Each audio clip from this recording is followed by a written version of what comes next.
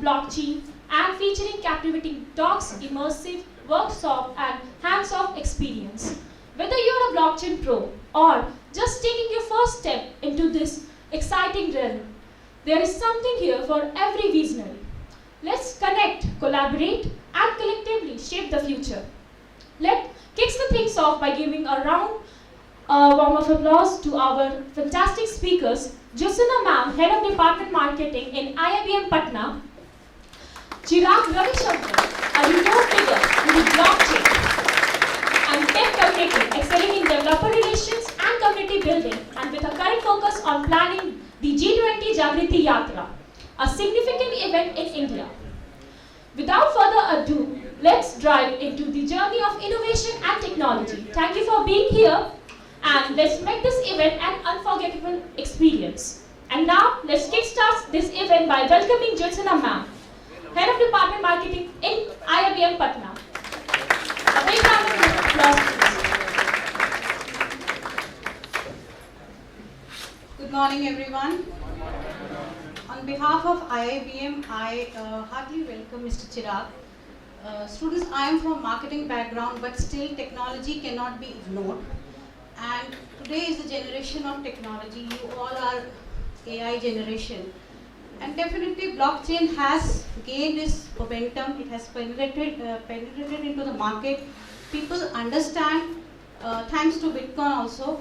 So you have a best platform today to clear your doubts, have an interactive session with Mr. Chirag, who is handling this thing personally live and with the help of our students of Google development team. So please utilize it. And Mr. Chirag, I welcome you again. Hope you have a good session, and all the best. Thank you.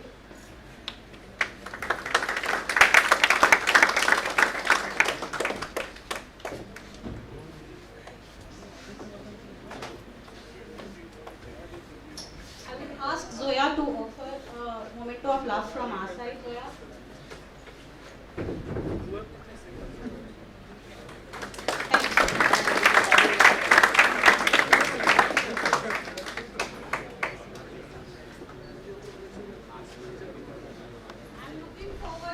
That you will utilize this session. Sir has traveled and come. These are golden opportunities, especially for you techniques, because this is your generation and you all are computer students. What all innovation you are going to do is tomorrow's future, right? So please, whatever doubts you have, feel free. You have people, you have your seniors to help you out, and I'm looking forward for a good feedback from the mentor as well as from you. Okay? Good day.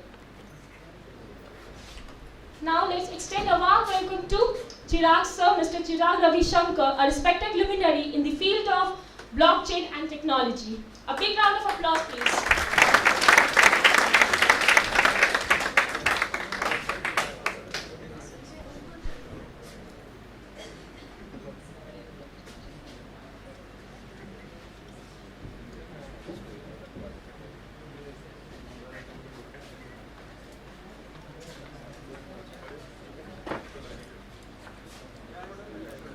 Is it afternoon already, or is it morning? Morning. But the thing about Web3 is that we have a culture in Web3 to keep on saying GM all the time. Even though if it's evening or night, we keep on saying GM all the time. Because it's one of the most futuristic technology and we need energy to build that technology.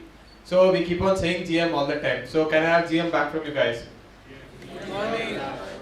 Don't call me sir, I'm just Chirag. So come on GM guys. Good morning. GM. Good morning. So yeah, what course are you guys studying? BCA. BCA.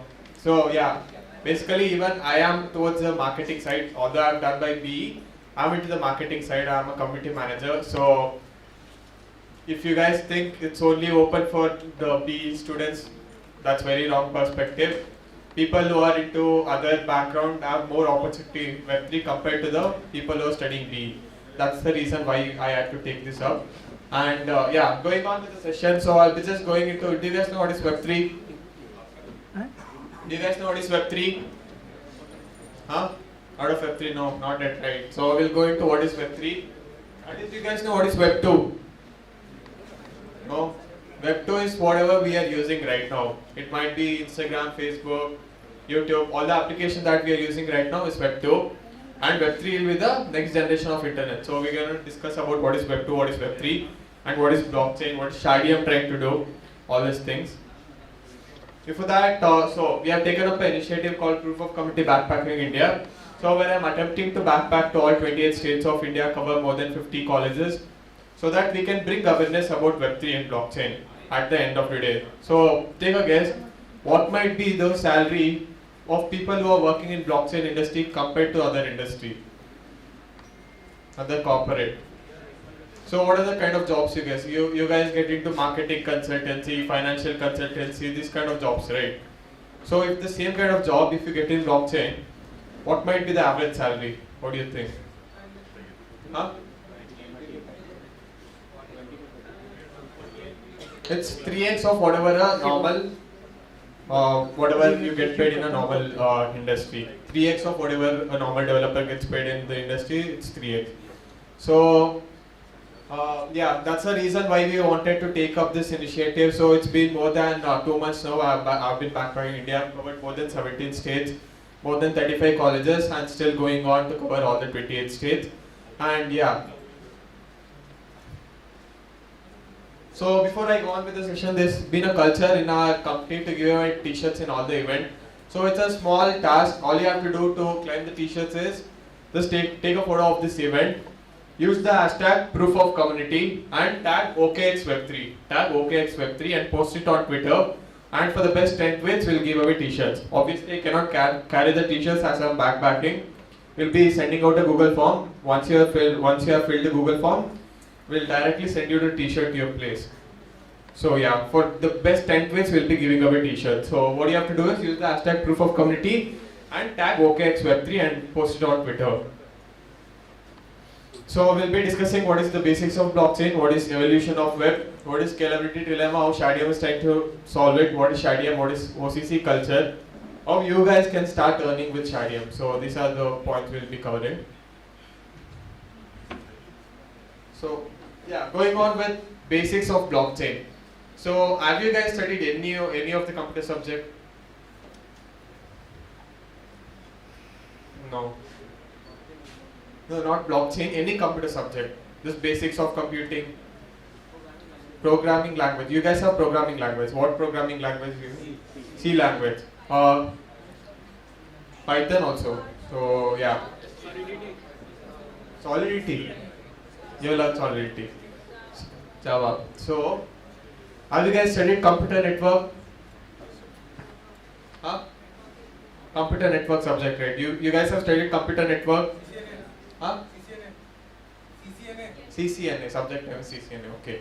So, do you guys understand what client to server architecture? Yes, right, client to server architecture. You guys understand what's client to server architecture? I'll explain it, but still, do you guys understand it? Peer-to-peer architecture? No.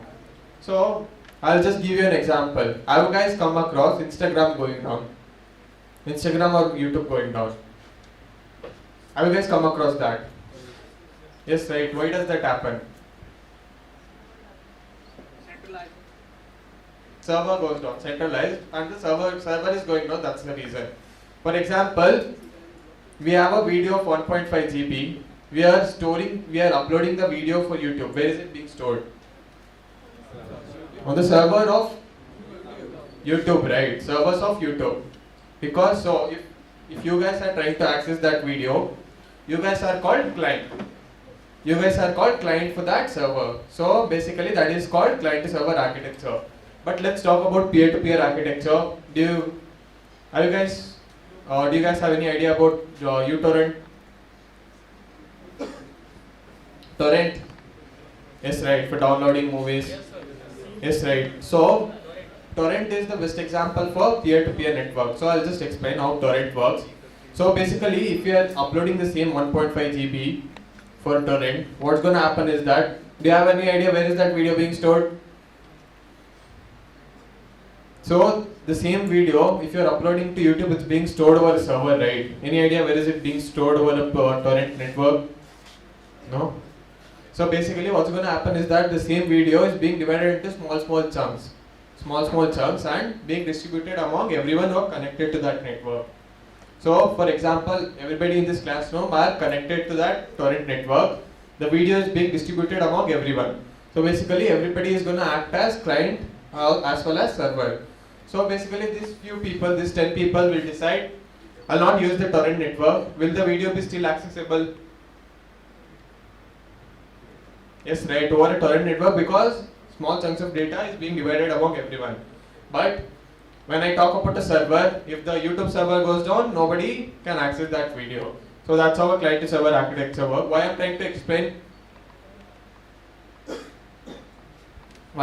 explain torrent what client to server architecture or peer-to-peer architecture is that blockchain basically works on peer-to-peer architecture. Blockchain basically works on peer-to-peer architecture.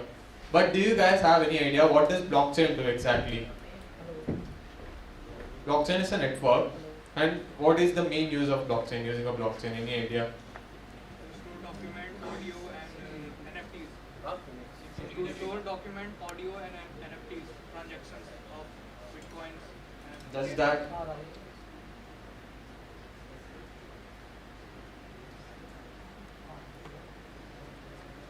So, have you guys come across something called ledger? Ledger. You guys know what is ledger, but you're not able to recall it. So, go to your accounts department. You'll see a book where all the transactions are recorded, right? Or if you go to bank, you'll see a book where all the transactions, or application where all the transactions are recorded, right? That's something called ledger. So basically, blockchain acts as a ledger to store all the transaction and interaction being made over the network. All the kind of transaction can happen over the blockchain network depending on the type of blockchain. I'll explain what is the type of blockchain. Depending on the type of blockchain, all the kind of transaction and interaction can happen over the blockchain network. So basically, IIBM is the abbreviation for this college, right? IIBM is the abbreviation for this college. What is the total strength? Around 100 people here? 100 here, right? 100 here. And what is the total strength of the college? Huh? 3000 plus. So 3000 is the total strength of the college. So let's create a blockchain network called IIBM. Let's create a blockchain network called IIBM. And 100 is the total number of nodes or validator in this network. You guys are the nodes or the validators in the blockchain network called IIBM. And 3000 is the total number of validators. Sorry, total number of users. 3000 is the total number of users for this network. So what's going to happen is that, so do you guys have any idea about what is HTTP protocol? Out of HTTP protocol? Any idea what that protocol does?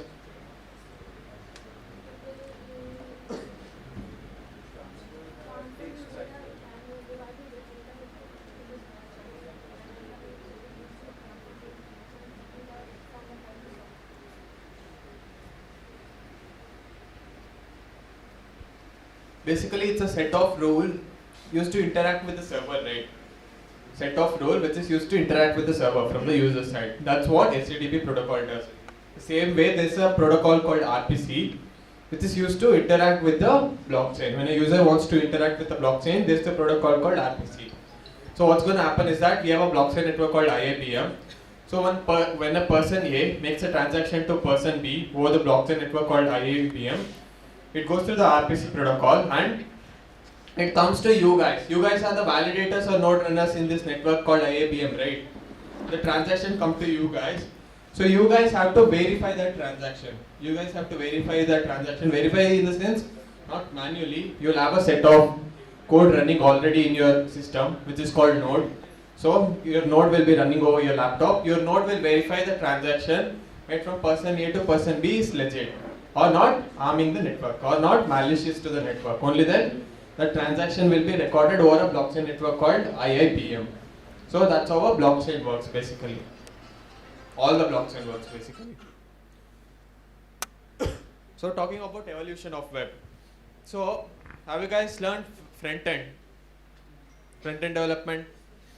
Yes, right. What is the first project that you guys create once you learn front-end development? Huh? Directly portfolio.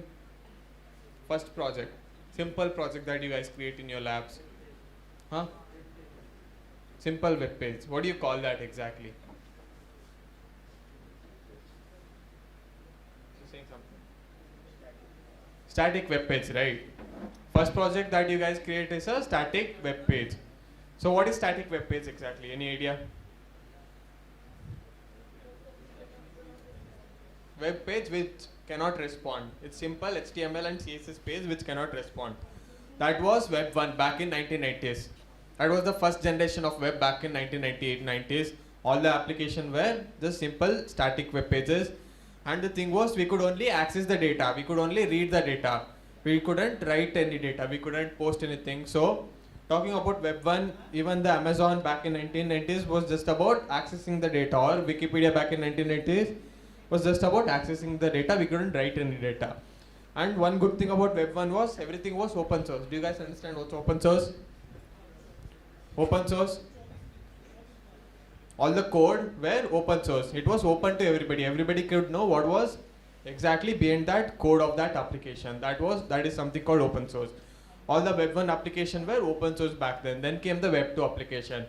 So we already have the read access in Web 1. What can be the second access in Web 2?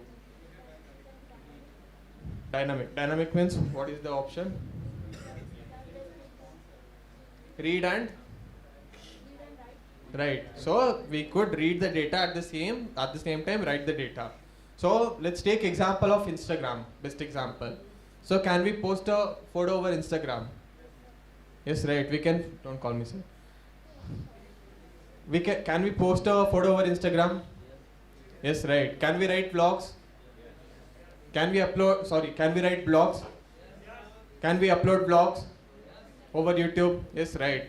At the same time we can like somebody else's Instagram photo. All this is interactive. That's something called dynamic web pages. So that was about Web 2. But one thing about Web 2 is that they try to monetize out of everything. How exactly? I'll tell you. Any idea what might be the average revenue Google makes through selling ads? Huh? Every year, what might be the percentage of revenue they make through selling ads of the total revenue they make? Huh? 15 or 50? Just 50? It's close to 80%. 80% of the revenue they make is through selling ads. And how exactly are they selling ads? Any idea how they are selling ads? Huh? Yeah, but how are they selling ads? You see ads over your web pages, right? How is that ad popping up on your web page? Huh? What is AdSense basically? User generated data? Yes, right. So basically you're searching something on Google. Google is recognizing that, or if you have enabled your voice recognition over different application, Google or other application is basically recognizing whatever you're speaking or whatever you're trying to imply, and it's gonna throw ads based on that. That's how major revenue all these Web 2 companies are making. So that was about Web 2, and talking about Web 3. So we already have we have read, write, and what might be the third axis in Web 3? Execute is happening in Web 2 also, no? Update, you can update better in Web 2. Huh? Yeah, decentralization is a feature. Security is also a feature. Huh? No, again it's one of the feature. Might be one of the feature. Read, write, and all features, all applications of Web3.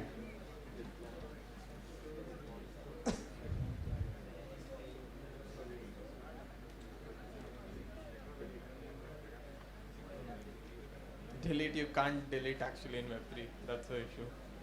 Delete, you can easily delete in Web2. Easily. Read, write, and own the data. Read, write, and own the data. I'll tell you how exactly. So you guys upload your photos over Instagram, right? Do you guys think you guys own that photo? Huh? Do you guys think you own that photo? Huh? Yes? Yes? Think carefully.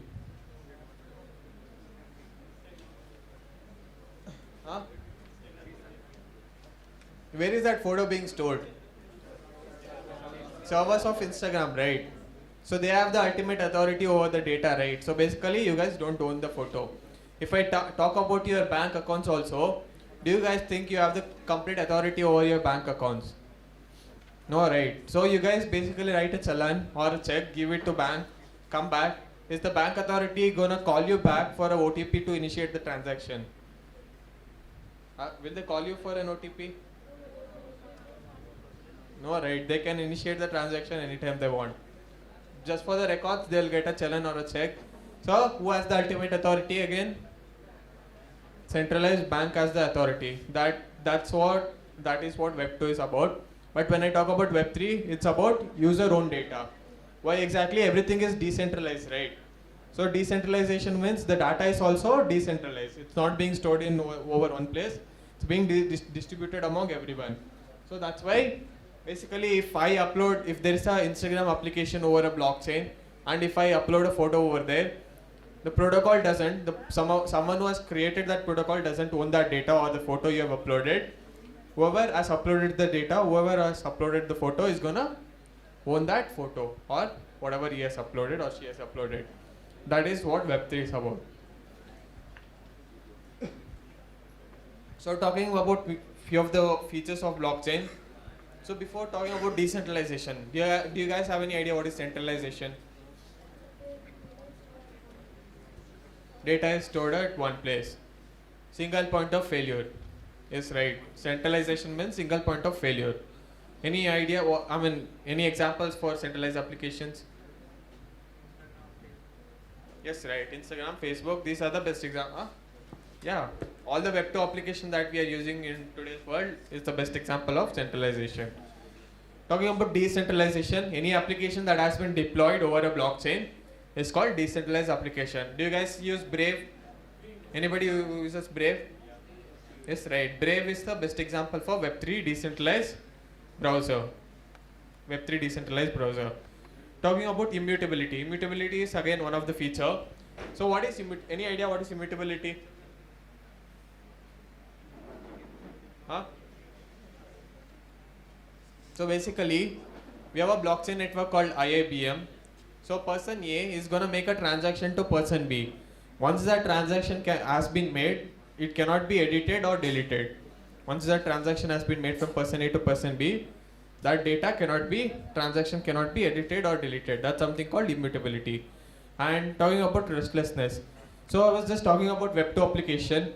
Do you guys know what is the algorithm behind Instagram Reels or YouTube videos? Huh? Yeah, but do you know the exact algorithm behind this application? Anybody? No, right? No, do you know the exact algorithm? That's what I'm asking behind this application. Exact algorithm.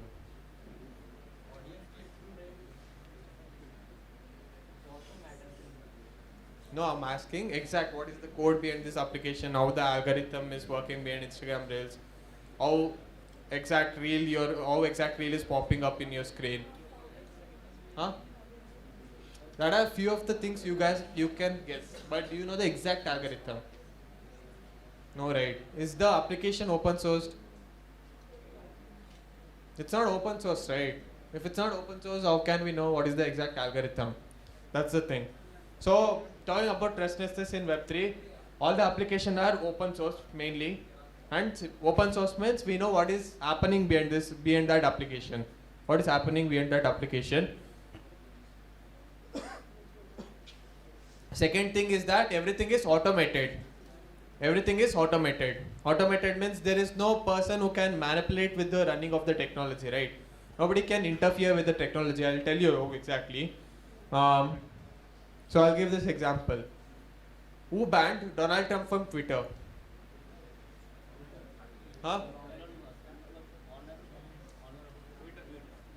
Owner, like, see, obviously, someone manually did it, right?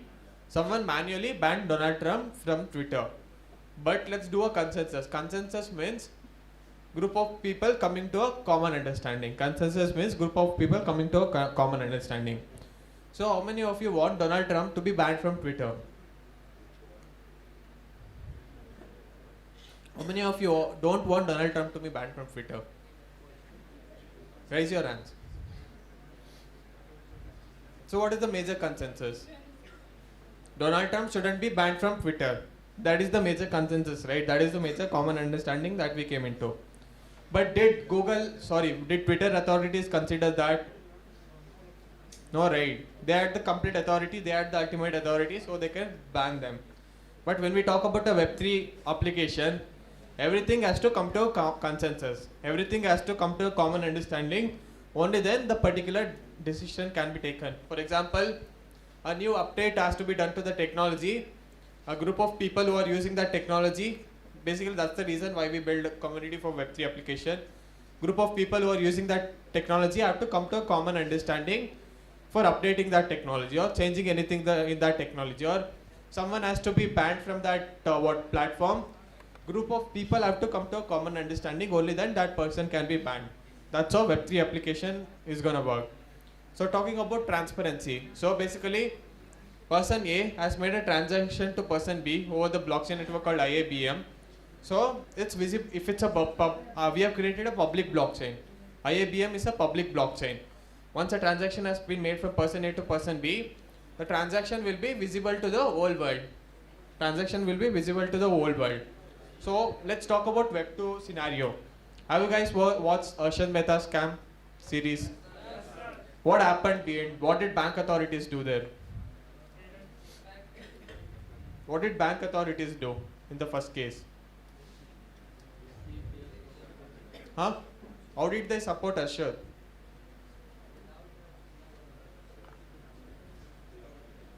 They laundered with people's money, right?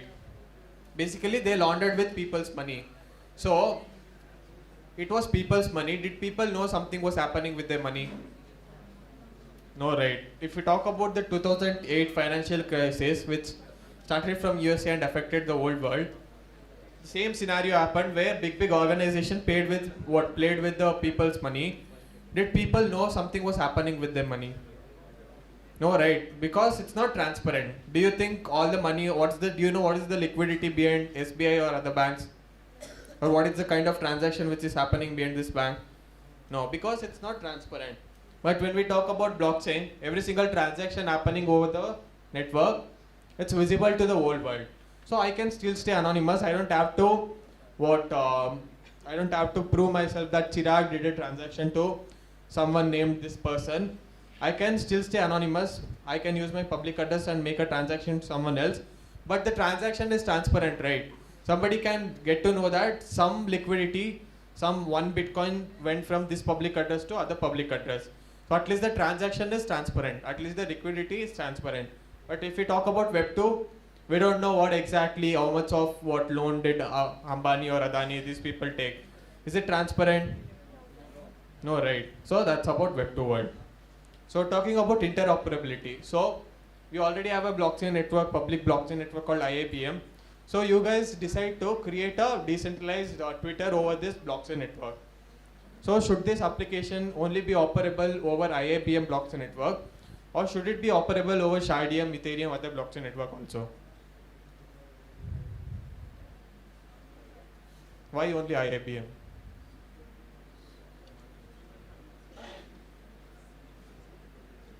What is the total users of IIBM?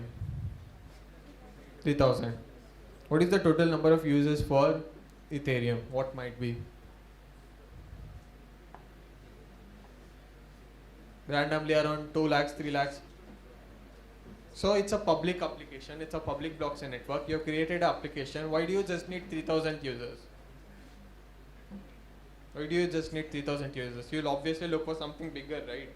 You'll look for something bigger. So that's where interoperability comes into picture, where any application that has been built over one blockchain network should be capable of operable over other blockchain network also. There's something called bridge, which was not possible before. So what's going to happen is that, so for example, we have a blockchain network called IIBM. If it should be operable, it should be interactive with other blockchain network, they are going to create a bridge which is capable of exchanging value and data. Which is capable of exchanging value and data between two different blockchain networks. So that's something called interoperability.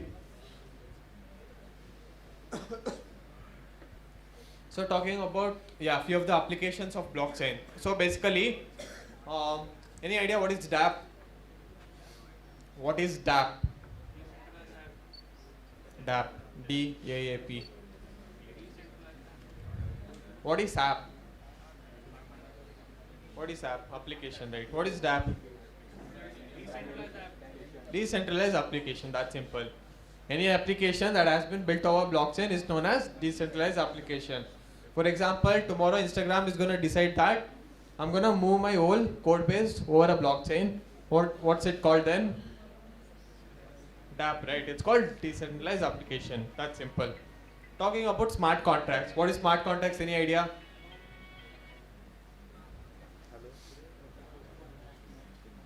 So any code that has been written over a blockchain is known as smart contracts. Any code that has been written over a blockchain is known as smart contracts. Why exactly it's called smart is that if you have implemented a code over a blockchain network, it's automated. It's completely automated. So that's why it's called smart contract. And I'll tell you how exactly to become a blockchain developer. You guys in BCA course, right? What year are you guys in? First, everybody is in. First, second, third also. So you guys will learn front-end development, right? Front-end development and back-end development by the end of your course. So what are you guys gonna become? Full stack developer, right? Full stack developer. You guys are gonna become a full stack developer. Once you are a full stack developer, you guys have to understand how a blockchain works. What is Ethereum or Bitcoin, guys? Huh?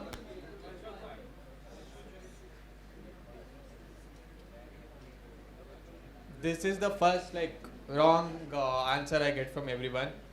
Whenever I ask what is Ethereum or Bitcoin, everybody tend to say it's a cryptocurrency or digital currency. But first, you guys have to understand Ethereum or Bitcoin is a blockchain network. Ethereum or Bitcoin is a blockchain network. So blockchain network. Anybody who knows who is the founder of Bitcoin? Huh? Founder of Bitcoin.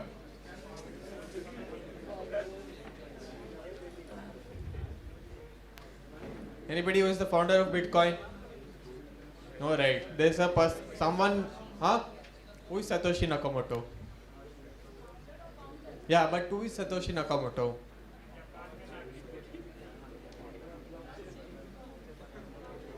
It's just an idea. It's just an idea called Satoshi Nakamoto. But there is no person called Satoshi Nakamoto. Nobody knows who is Satoshi Nakamoto. Or nobody knows is it a group of people or is it a just person who created this technology. That's the level of decentralization they have tried to bring in. Nobody knows who is the founder, and that's the kind of automation they have tried to bring in. So basically, Bitcoin is one of the most decentralized network. So you guys have to study how Bitcoin network works, Bitcoin blockchain network works. After that, you guys have to understand how Ethereum network works. Why exactly Ethereum is that Bitcoin was just built to share value, to share money over a decentralized network. But Ethereum has been built so that you can build different decentralized application over the network. You guys can build next Instagram, next Facebook, decentralized Facebook. That's the reason why Ethereum is built. So you guys have to study both Bitcoin and Ethereum. So once you guys have understand Bitcoin and Ethereum, you guys have to study a language called Solidity. You guys have already studied C language, right? So the syntax is almost similar to the C language. So you guys have to study the language called Solidity. Once you guys have learned Solidity, you are already a blockchain developer. You are a blockchain developer. So that's about smart contracts. Talking about decentralized economy, nothing complicated. Talking about today's economy, is it centralized or decentralized? Who are controlling today's economy? This government.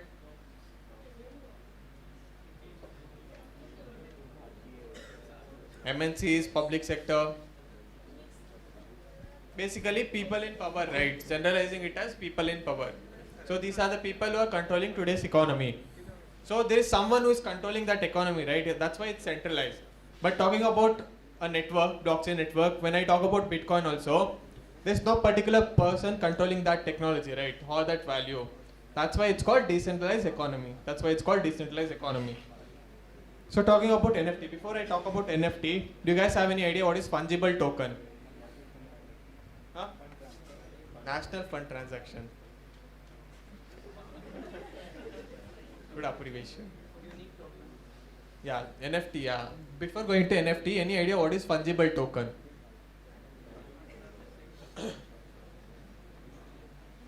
Any idea what is fungible token? Yes, right. Basically, cryptocurrencies that you guys mentioned about is called fungible token. Cryptocurrencies or digital currencies you guys mentioned about is called fungible token. So, what are the cryptocurrencies you guys know of? What are the cryptocurrencies you guys know of? Name few. Dogecoin, Bitcoin, Ethereum, Shiba Inu, huh? WazirX.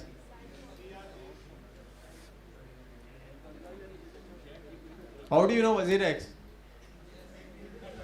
Huh? You have used WazirX. Basically, these are few different tokens, right? And do you guys know what is the difference between have you guys at least heard of Ethereum and Dogecoin? Everybody? Ethereum and Dogecoin? Yes, right. Bitcoin? Bitcoin, everybody. So basically, at least Dogecoin, Elon Musk, because of Elon Musk. So this is a token also called. But do you guys know what is the difference between Ethereum and Dogecoin? Anybody? No, right. So basically, what is Ethereum or Bitcoin, guys? Again,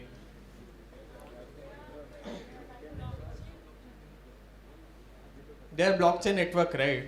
Basically, Ethereum or Bitcoin is a blockchain network. It's an infrastructure layer, and to monetize that particular network or infrastructure, there's a token. There's a token which has been implemented.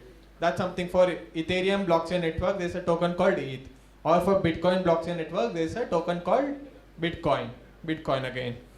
Again, there is Polygon network. For Polygon, there is a token called Matic. There is Shardeum network. There is a token called SHM. So that way, there are different infrastructure layer, and for every different infrastructure layer, there is a token which is used to monetize that particular network. And do you guys have any idea what is Dogecoin? What is Dogecoin doing exactly? Is there any infrastructure layer for that, or is there any use case for that token? Ethereum blockchain. Huh? We use Ethereum blockchain. Yes, right. It's a simple ERC20 token that has been created over other blockchain network. It's a simple token that has been created over other blockchain network. It's not monetizing any other infrastructure layer, or it doesn't have any other use cases. It's just a simple meme coin which is used to play with the money. And doesn't have any real world use cases. That you guys have to understand. So to explain fungible token and non-fungible token in a better way, can any two of you give me 10 rupees note? I'll give you back.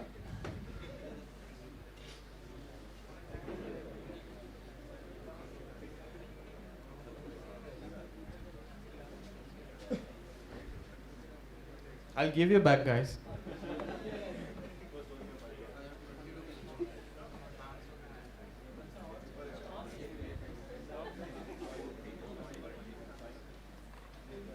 So what is the value of this? What is the value now? If I exchange it, 10 rupees, right? So basically, what is fungible token means? A token or a digital currency which has same value at any given point of time. A token or a digital currency which has same value at any given point of time is called fungible token. But let's talk about non-fungible token. I actually used to have stickers, but I haven't got it, forgot to get it. So I'll just use this example. So there are two different same stickers. These are same stickers. Do you guys think these two stickers have the same value? I'm talking about the India map stickers. Do you think these two stickers have the same value? They have the same color, painting, architecture, everything is same artist, everything is same. Do you think they have the same value? If no, why? Explain me why.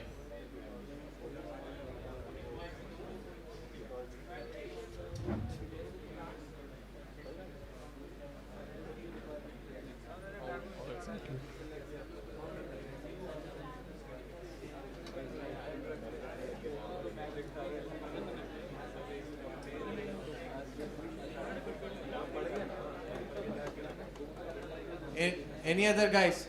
Any other answer? Huh? It has same value. Any other? No?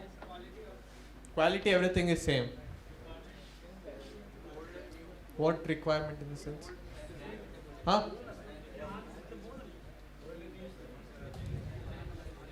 They both are same. When it comes to painting, everything, artists, everything is same.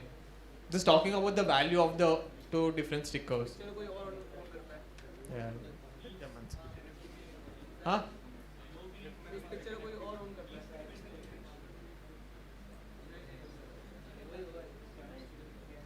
Any no?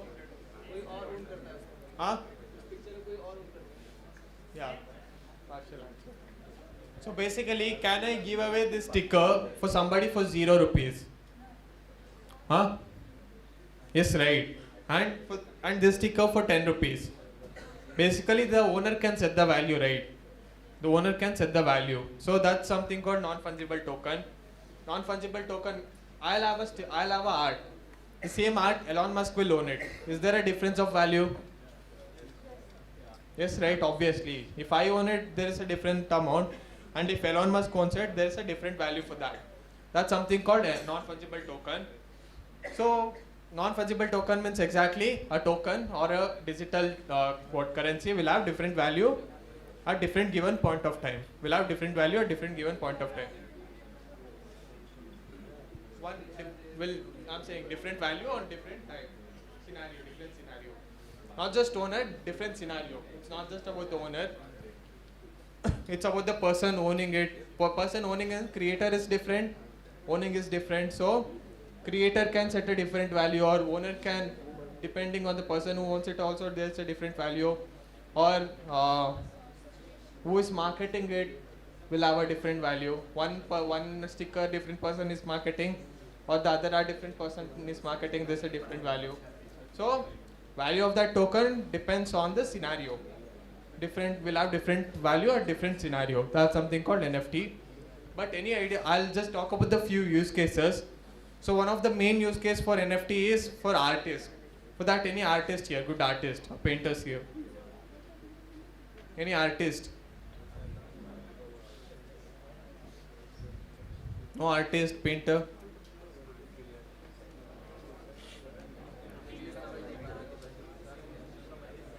One is also fine. You can just bully your friends, call out other friend's name. Huh?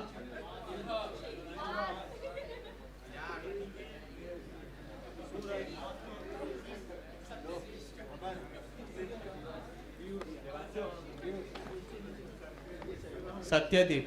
Who is Satyadeep? Yourself is. Okay, so Satyadeep is a very good artist. Let's imagine. You're an artist.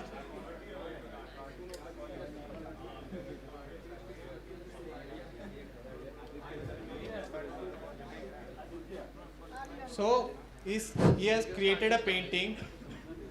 So Satyadeep has created a painting and he's gonna sell his painting today for me for $100. Selling his painting today for $100. Tomorrow, not tomorrow, after 10 years, I'm gonna sell the same painting to him. What's your name? Adil. So I'm gonna sell the same painting to Adil for 1 million. Who is making money here? I am making money here, right? But who had to make money? Satyadeep had to make money in this scenario, right? So that's where NFT comes into picture. One main reason why you implement the art over a blockchain is that as an NFT, one is immutability. Once you have implemented that art, a owner, nobody can change the data of that art. Nobody can change the data or nobody can erase that. That's the one main reason. And second is that you can write a simple smart contract in such a way that artist who has created that painting can write a simple smart contract in such a way that even after the painting is sold to nth or 100%, you should still be getting 30% or nth percentage of profit or royalty as we can say. So basically Satyadeep is gonna write a simple smart contract for his art that even after my painting is sold to the 100%, I should still be getting 30% of profit.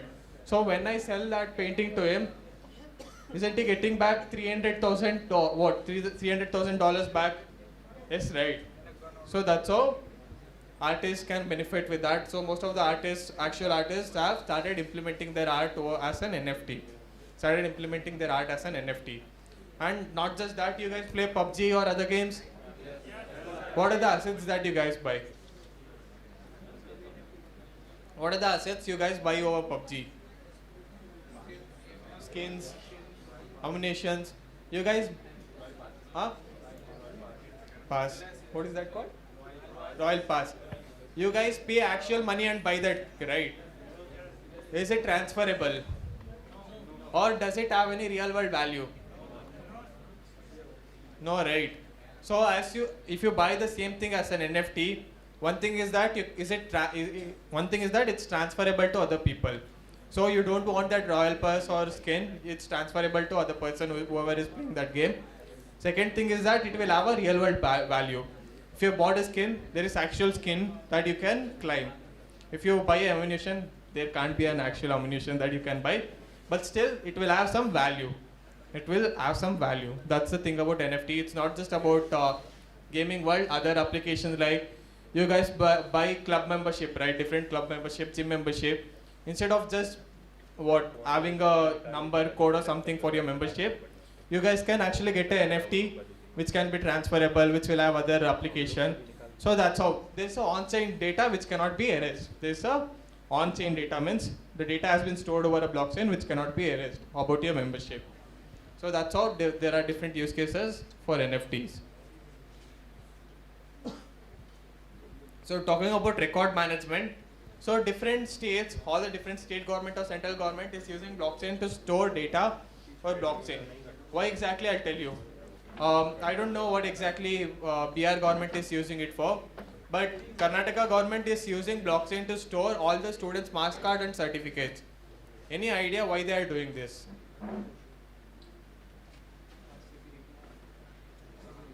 One is security.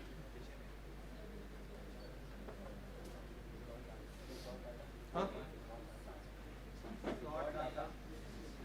Record data you can do it over Web3 easily, server easily, right? Huh? It's easy over Web2, right? It's more easy over Web2 actually, over a server.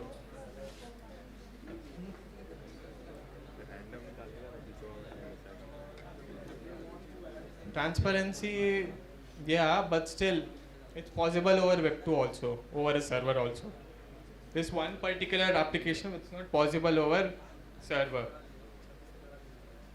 And I have mentioned that feature? Not decentralization.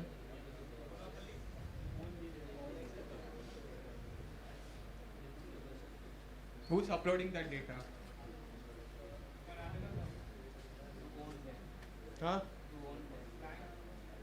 Immutability. Data cannot be changed or erased. That's the main reason. Other features it's possible over server also, but immutability it's not possible over server. That's the main reason why state governments are using blockchain for storing or recording the different data. Yeah, talking about the scalability dilemma about blockchain. So blockchain should be capable of solving three problems. One is security, second thing is scalability, third is decentralization. Do you think today's existing blockchain, all the existing blockchain are solving all the three problems? security, scalability, and decentralization. Do you think all the today's existing blockchain are solving all the three problems?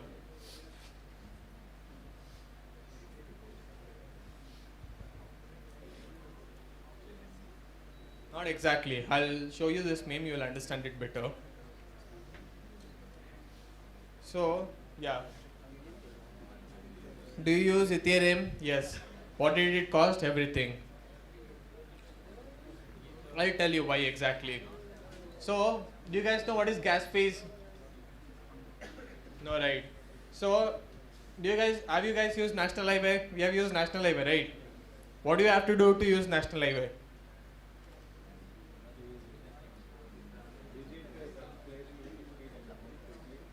What do we have to do to use National Highway? Pay toll tax, right? Pay toll tax. Why do we have to pay toll tax? Maintenance and for using, one is for maintenance and other reason is for using the National Highway, using the road, using the infrastructure, mainly using the infrastructure. The same way, to use a blockchain network, we have to pay something called gas fees so that the network can be maintained. Other thing is that we are using that infrastructure layer. And I'll tell you this scenario. So, this is a national highway which is capable of handling 100 cars at a time. But at the same time, this national highway is seeing a traffic of 1,000 cars. It's not a one-day scenario. It's happening every day. So, what will the authorities do? A national highway which is capable of handling 100 cars is seeing a traffic of 1,000 cars. Not just one day, it's seeing every day, huh? One is increased toll tax, other good option is they're seeing the traffic every day. Same traffic, huh? Expand rate. These are the two options which they can have. So one is expand the size of the highway. Second thing is increase the toll tax so that they can reduce the number of people who are using it. So what happened with Ethereum particularly is that Ethereum is the most used blockchain network. Ethereum is the most used blockchain network for application sake. So what happened with Ethereum is that as the number of people who started increasing, so the network is not automatically capable of scaling because it's an automated network. Ethereum is an automated network. So what do you do when Instagram is not capable of handling number of transactions? What will Instagram do? Increase the server, right? But it's not the same scenario with Ethereum. Ethereum, no one is manually handling that network. So Ethereum is not capable of scaling manually. So it's automated network, it's not capable of scaling. So what happened automatically is that as the number of people who are using the network increase automatically, the gas fees that has to be paid to use the network also increase automatically. That's what happened. But what is happening in today's scenario, I'll also tell you. As the number of people who are using this Ethereum automatically increase, as the gas fees has increased, instead of increasing the width of the road, what people have started doing is that, so we have a national highway from Bombay to Delhi. Instead of increasing the width of that national highway to manage the traffic, what people have started doing is that they've started building multiple roads from Bombay to Delhi. Is it a good thing to build multiple roads when there is already existing highway? What is the good option? One is always the good option is increase the width of the road, right? But what people have started doing is that it's already a road, but they're trying to build multiple roads for the same direction. That's what has started happening. But always the good option is increase the width of the road. So that's what Shardeum is trying to do. So I'll tell you exactly. Before that, what is TPS? I'll tell you. TPS is transaction per second. So do you guys use Visa, MasterCard, RuPay? So any idea what is the maximum transaction per second Visa can handle? Huh?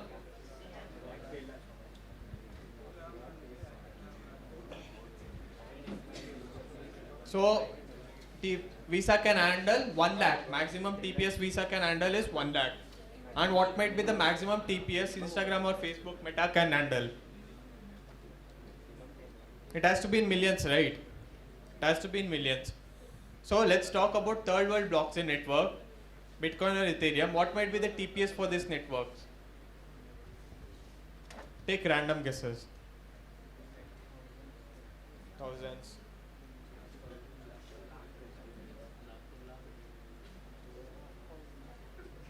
Yeah, 50K. Then go on. Huh? 100K.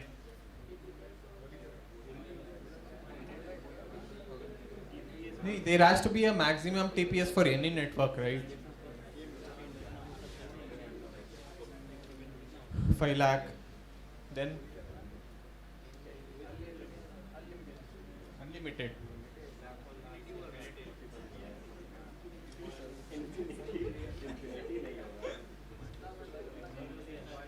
How infinity? Is there infinite resource to build that? 50 lakh. So basically, max TPS for Bitcoin is around 6, and max TPS for Ethereum is around 14. Not lakhs. Talking about 14 TPS. 14 TPS. Ethereum is capable of handling 14 TPS per second. Why exactly? I'll tell you. The main reason is automated. That's the reason why we have to pay high gas fees, right? Are you guys paying $30 to make a simple transaction over Visa?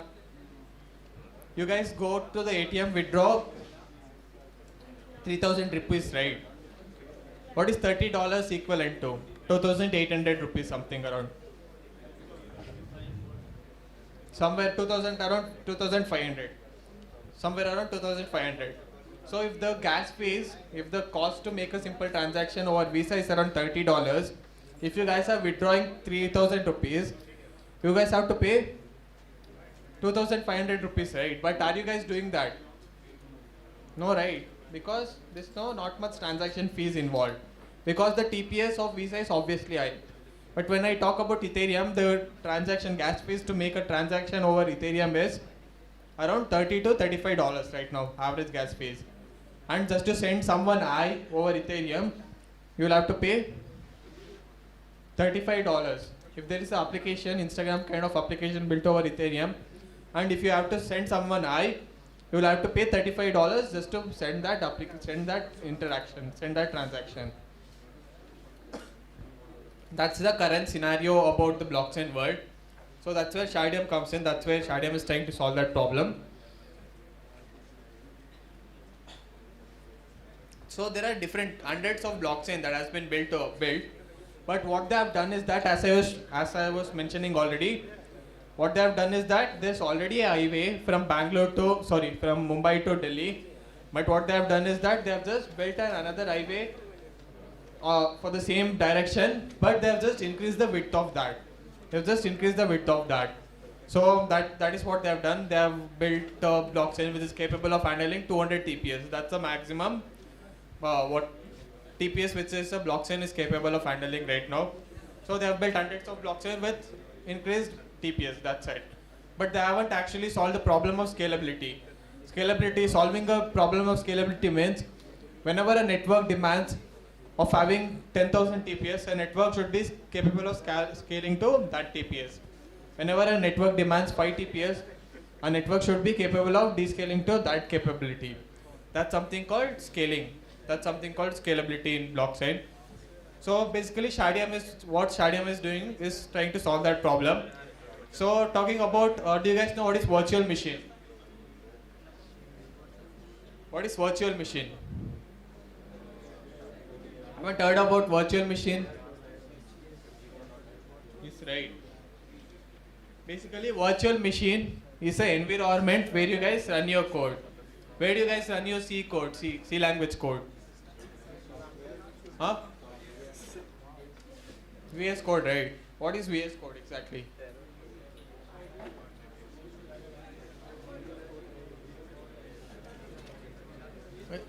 ID, yeah. But what do you call that ID? It's a virtual machine, right?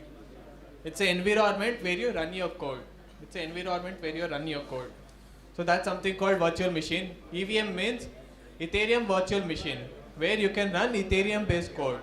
What is Ethereum based code? Solidity. Solidity is Ethereum based code. And layer 1 means, so basically there are two types of blockchain. One is the layer 1 blockchain, second one is the layer 2 blockchain. Layer 2 blockchain. What is layer 2 blockchain is that, so have you guys studied what subject called data mining, data warehousing? No, right? So basically if you guys study that language, you learn something called rollup.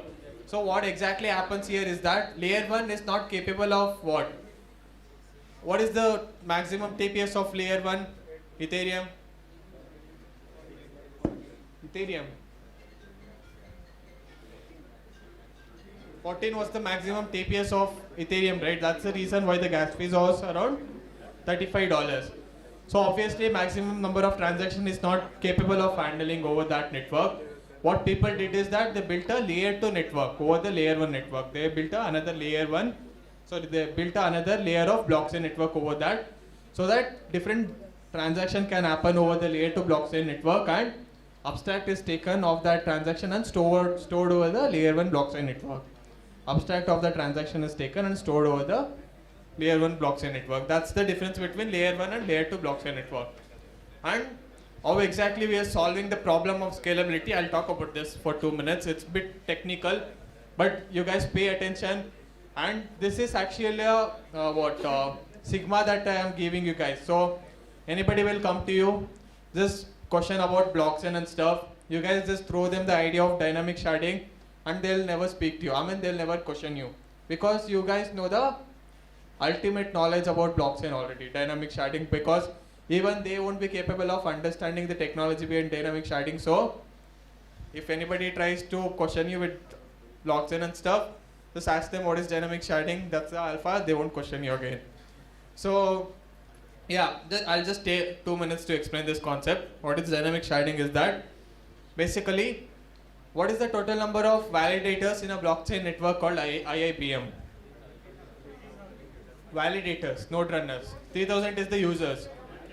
100 is the validators, right? So what's going to happen in a blockchain network called IIBM is that when person A makes a transaction to person B, all the 100 people are going to compete at the same time to validate one single transaction. What is the TPS? 1, right? 1 is the TPS. Every 100 validators are competing to validate one single transaction. So the TPS is 1. So what we are going to do now is that we are going to divide the same number of validators into different shards. What is shard exactly? Do you guys know about a machine called Shredder? So if you have seen movies, you'll see a machine where paper is cut into pieces, right? In offices. That's something called Shredder. Basically, a blockchain is cut into pieces in the same way. What's going to happen here is that, so out of this 100 validators in a blockchain network called IIBM, we are dividing the same 100 validators into different shards. So this is one group of shard, that is one group of shard.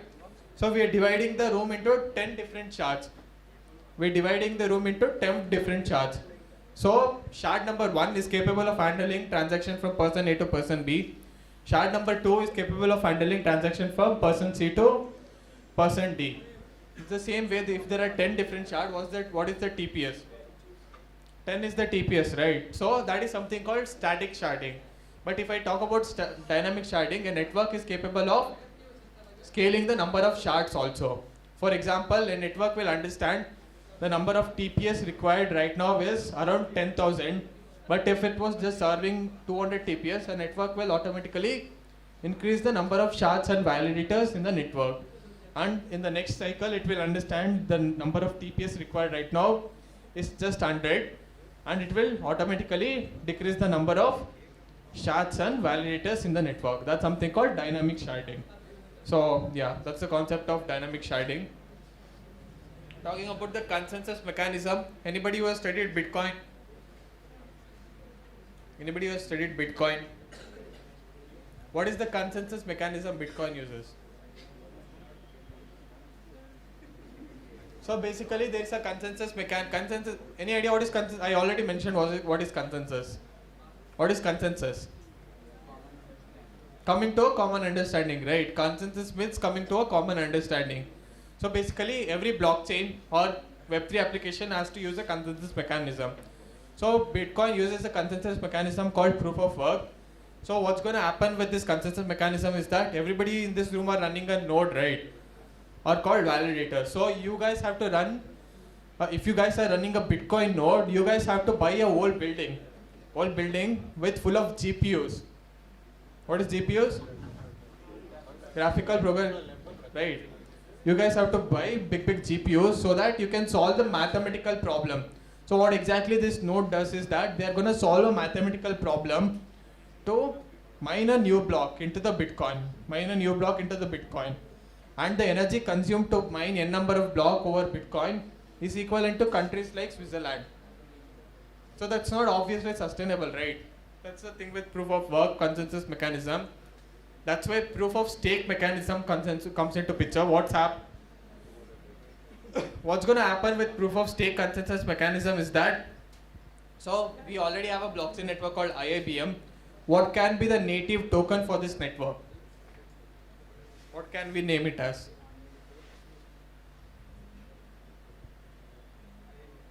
Huh?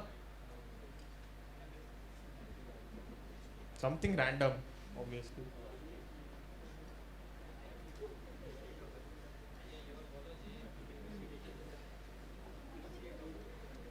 BCA token. Okay, so we have a token called BCA for a blockchain network called IIBM. So to become a validator or node runner in this network, you guys have to stake certain amount of BCA token so that you can become a validator or node runner. But why are you guys staking? Why are you guys taking BCA token to become a node runner or validator? Any idea? One is that if you guys don't stake, anybody can become a validator or node runner, right? If there is no staking mechanism, anybody can become a node runner or validator. And second main reason is that if somebody has staked certain amount of token over the network, they'll be conscious about the kind of transaction they are going to validate. So if they are going to validate a transaction which is malicious to the network, or gonna harm the network called IIBM, so what's the network going to do is that take away all the stake and throw them out of the network. That's the main reason why we use proof of stake mechanism. Another thing is proof of quorum, a bit technical. What the thing about proof of quorum is that, so in Shardeum, so there's obviously more than 10,000 people in the standby mode who want to run the validator node, so stake their token so that they can become a validator. What happens with normal blockchain is that if 100 people are given the chance to run the validator node at this point, even in the next cycle, the same 100 people will be running the node. But when it comes to proof of quorum, what's going to happen is that every single cycle, the validator cycle is going to change. People who are going to run the validator, people who are going to run the shard, is going to change automatically. That's something called proof of quorum. So talking about the consensus mechanism, so basically consensus happen at the blocks level in Bitcoin. Consensus mechanism happens at the block level in Bitcoin. But when I talk about Shardeum, as there are parallel transactions happening in different shard, the consensus mechanism happens at the transaction level. Talking about few of the, that was about the technical part about blockchain or Shardeum. Talking about few of the statistics. So we have done more than 200 meetups, 12,000 plus participants, 70 plus cities, 5 plus countries, 87 plus workshops. So these are few of the photos from different meetups and workshops.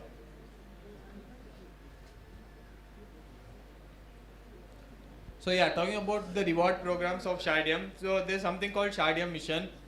So what we do with Shardeum Mission is that every week, so we are going to release a problem statement, something like create a decentralized voting system or create a decentralized attendance system. So you guys have to solve that problem, upload the code base, and for the best project we give away $250 to $300. That's something called Shardeum Mission. Shardeum Leagues is that, so you guys can start your own league, something like Shardeum Patna or Shardeum BR. So whoever is if you guys are actively engaging in that league, or if you guys are actively organizing meetups, so you guys will be rewarded for that. So for Shardeum is that you guys can become a representative of Shardeum for this particular region. I guess there's already a representative for Patna region. from Shardeum. So in the same way, you guys can become representative of Shardeum for a different region. So bug bounties is that so the whole Shardeum code will be made open source.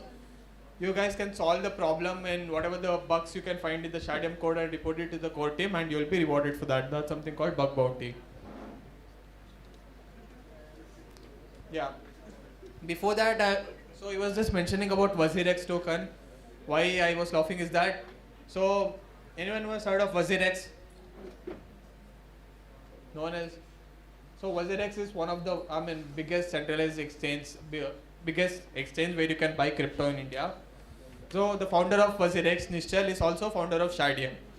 Founder of WazirX is also a founder of Shardeum. Huh?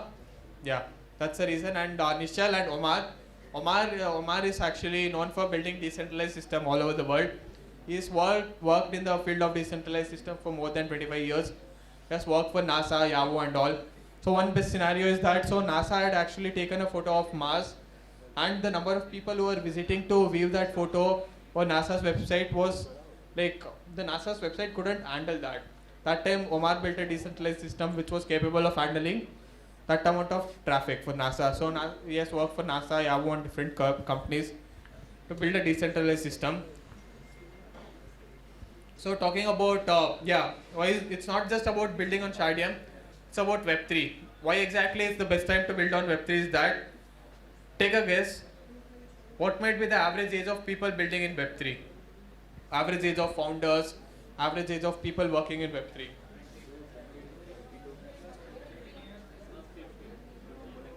It's 2021 is the average age, and most of the people who are working in Web3 are in colleges. Most of the people who are working in Web3 company are in colleges, most of the founders are in colleges. So that's how Web3 is open for everything. They don't care about the college we come from, they don't care about the degree we come from. It's just about the knowledge we have, it's just about the building capability we have. That's about Web3, and Web3 is right now where internet was back in 1990s. So that's the reason it's the best time to build right now. Even though you guys want to go into something very secure, something like very in a corporate line, maybe Infosys, PwC, this kind of consultancy firm. But again, at the same time, have something parallelly in Web3. Build something parallelly in Web3, because Web3 is right now where internet was back in 1990s.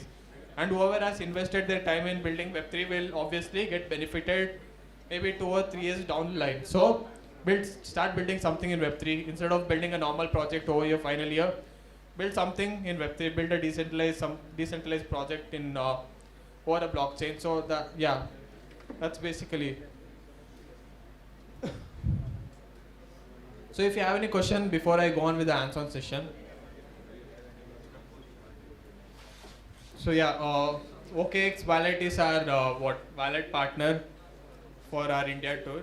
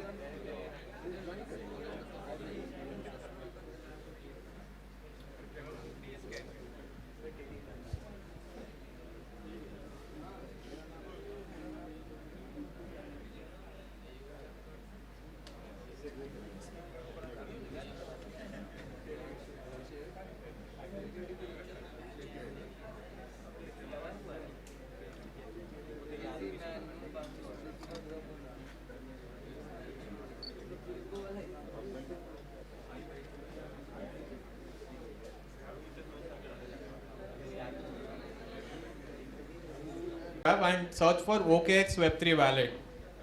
OKX wallet.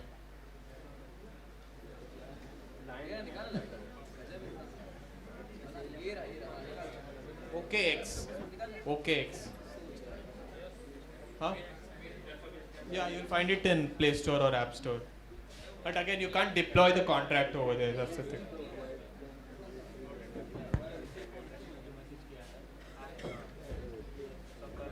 Search for wallet. OKX wallet. Wallet. WALLET. Wallet.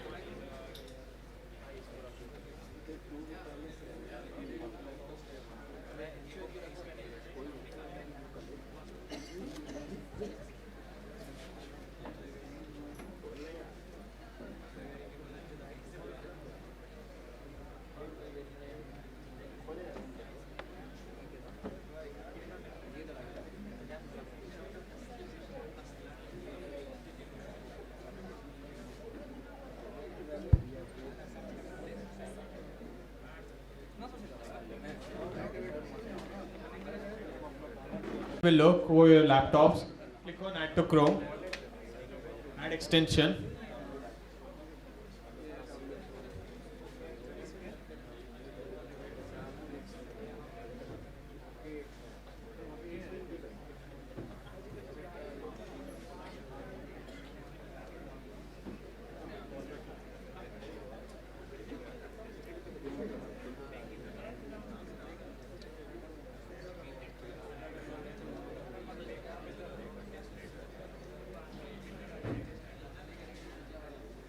So guys, once you're at this step, click on Create Wallet.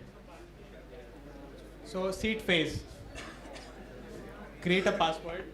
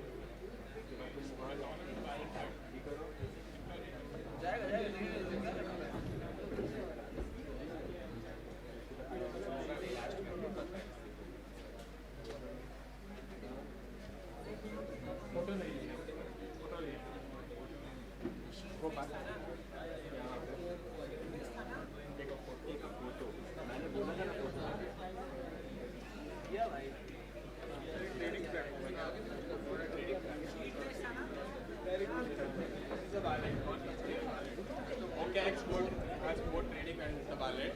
This is a Web3 wallet, non-custodial wallet.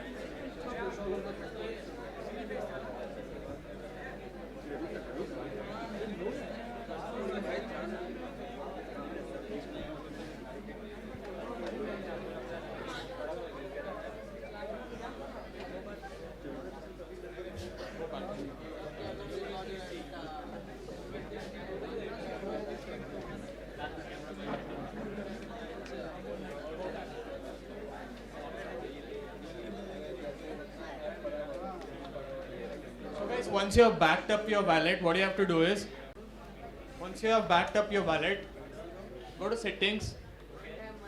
Yeah, पर settings.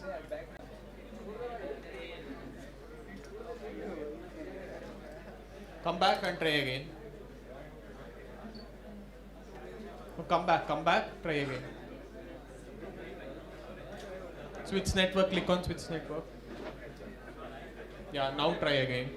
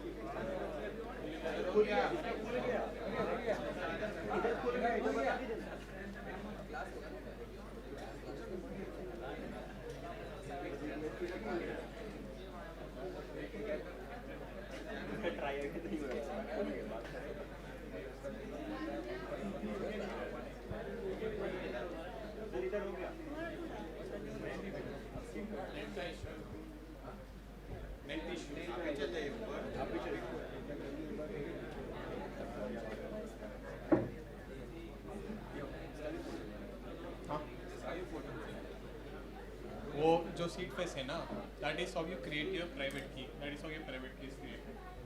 If somebody else get to know your private seed face जो photo लिया है, they can easily steal all the crypto that you have stored in this non-custodial wallet.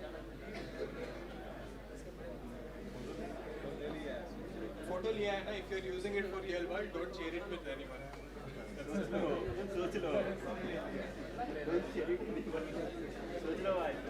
A bank locker or somewhere safe.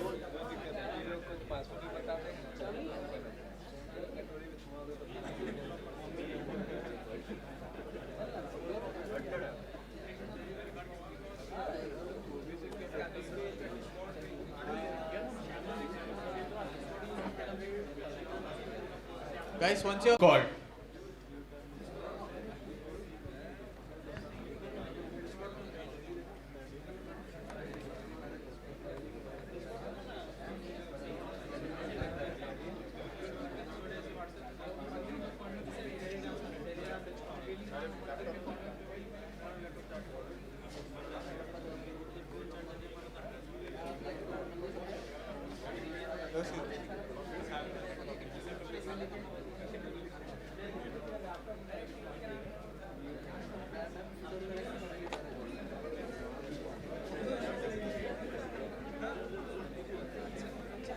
guys, join Shardeum Discord.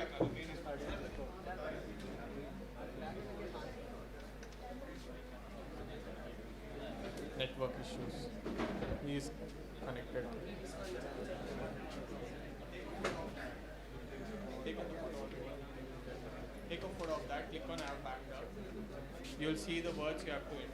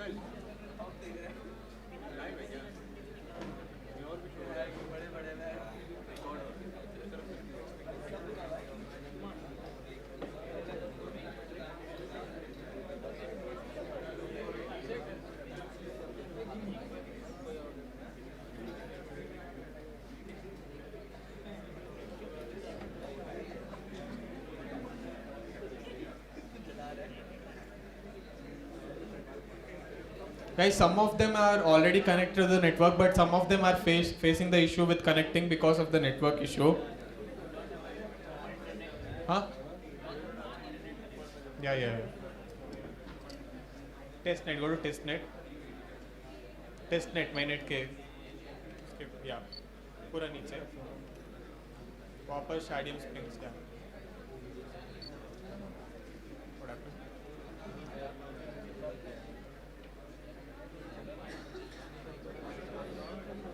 Bangalore side.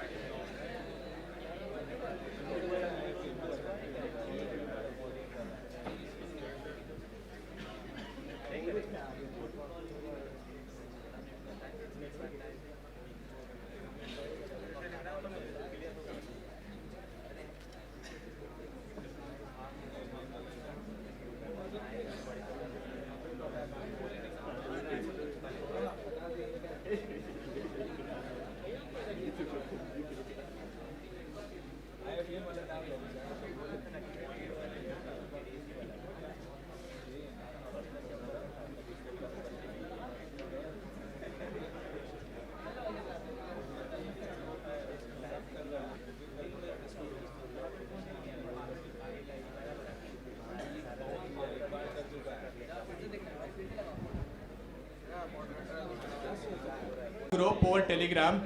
I'll share the whole video how to deploy your contract over Shardeum network, over the DApp network.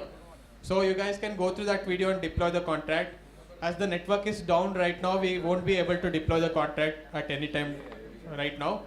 So what you guys can do now is join the Shardeum Patna group over Telegram. I'll share the video and resources over there. You guys can go ahead with that. Shardeum Patna over Telegram. Yeah, that group.